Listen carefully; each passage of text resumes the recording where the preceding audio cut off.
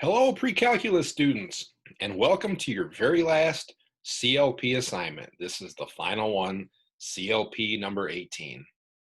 So in this little mini lesson, we're going to look at estimating the value of the derivative from a graph. And if you think about slope, it tells you a heck of a lot about the derivative. So for example, if you look at this crazy graph I have right here, and if we start to the very left here, and we start walking the graph, you can tell that the slope of the graph here is positive, so the derivative at any point will be positive. Okay, so it's still positive, it's still positive, it's positive, but the tangent line is flattening out, so it's positive but a smaller number. When you get to the peak, the tangent line is horizontal, so that's going to tell you that the slope is zero, which means the derivative is zero. Now we're heading downhill, or a negative slope. So if the slope is negative, guess what the derivative is going to be? Negative.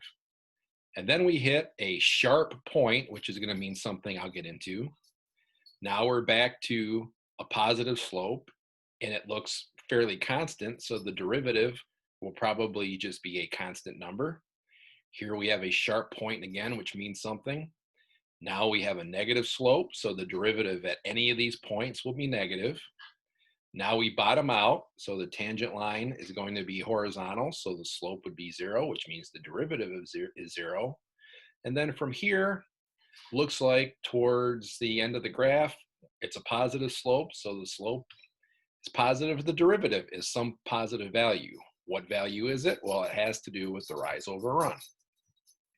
So let's break this example down now in a little bit more fine detail. So the directions here says, use the given graph to estimate the value of each derivative.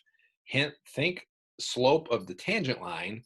It may help to draw in the tangent lines. All right, so part A says, what is the derivative value f prime at -3, or what is the slope at -3? So if we find -3 here on the x-axis and look at its function value here, you're at the top of a hill. If you draw the tangent line, the line tangent is horizontal. And what do you know about horizontal lines? Every horizontal line has a slope of 0. So the slope at a peak or a valley on a graph of f of x, its derivative at that point will be 0. So that's why we're getting 0 for the derivative. So you don't need to know the equation at all. The graph can tell you a lot. So part B says, what is the derivative value at -1? So at -1, we are right here. So if you look close to that point, we're going downhill. So the tangent line is something like this. So what is its slope? It's definitely a negative slope because we're going downhill. What if we try to go from here to here? It's fairly linear. So you're going down a whole block over a half, down a whole block over a half. So your slope would be going down a rise of 1 and then over a half. 1 divided by a half is 2, and it's down, so it's negative. So this might be a decent estimate of the slope being a -2. If you draw on the tangent line right here, it definitely has a negative slope because the line is falling, and it appears to be a little bit steeper than 1, so we'll use -2 as an estimate. Okay, again, this doesn't have to be an exact rocket science. We're just approximating. All right, part C says, what is the derivative at 0? So we're looking for the slope at 0. So we are here at 0. Our function is here, and we can see it comes to a sharp point.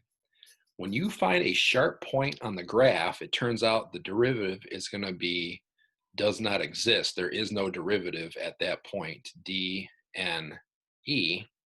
And the reason for that is you can see as we're approaching this point, the slope coming in here is negative, and on the other side of the point, the slope is positive, so it's a conflict. It's kind of like the limit does not exist.